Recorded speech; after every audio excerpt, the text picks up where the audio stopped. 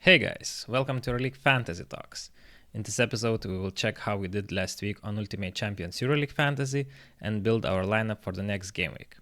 But first of all, please take a moment to like the video, subscribe to the channel, and write in the comments which team will win between Panathinaikos and Fenerbahce this week on EuroLeague. And on Friday, I will give away this Niels Giffey epic card to one lucky winner. In the tournament section, the game week was not so good for me, as I didn't manage to get in the top 10 in the star divisions. In the two star divisions that I went for, it was EuroLeague star division and Underdog star division. I was not too far, but still didn't make it to top 10 where the reward starts. And then above 30 tournament, I finished 51st and got very little MGC. In the league section, I got 1,219 points and finished in top 13%, 350th place to be particular. And I could have done much better, but unfortunately my forwards did really underperform, and that costed me a lot of places in the weekly standings. Well, Gabriel Deck did okay. Other cards, actually, our centers and guards did very well. So let's go build a better lineup for the next game week.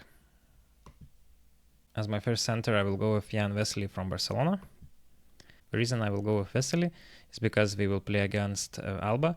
And if Seaman is still injured in Alba, then their front court is not so strong, and Jan Vesely, being the main starter center for Barcelona, he should get us some really nice scores. Also, not to mention that Alba is not a very good team in defense. And without Seaman, that makes them even less capable to defend. As my first forward, I will go with Tornike Shengelia.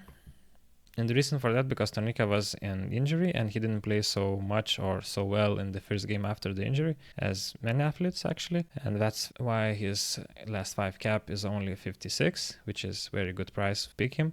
But when we check his stats, we can see that his last 15 or last 40 is around 180. So we definitely can expect a performance that is above 100. So for 56, it's a very good player to pick. And I will be picking 3 guards. So we change the rotation here from 1 center, 2 forwards and 2 guards to 1 center, 1 forward and 3 guards in the starting 5.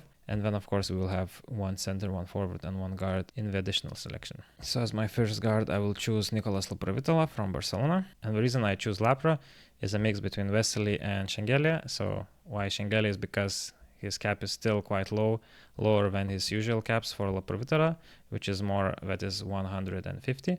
And why it's Vesely, because they're playing on the same team. And as mentioned, Barcelona will play against Alba, which is not the best team on defense, so it should be easier for Lapro to score and dish out assists. So we expect a really good score from him as well, for a cap of only 98. As my second guard, I pick Miloš Teodosic. He had a really bad game against Barcelona, and we should take advantage of that, because now his cap is really low, only 94, and we know what player he can be with the scores that he had produced in the past. So we pick him as he has a really good chance to have a good score playing at home against Žalgiris. And as my last guard and my captain, I will pick Andrés Feliz from Juventud Badalona.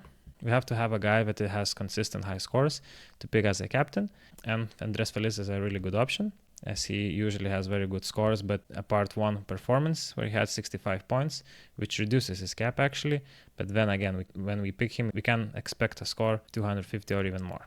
As my second center, I will pick Josh Nebo. And I pick Nebo because they will play against EuroLeague team with the worst defensive rating this season, and also because he is the main center and has a really good consistent scores otherwise. And as my last forward, I will pick Jalen Horde from Hapoel.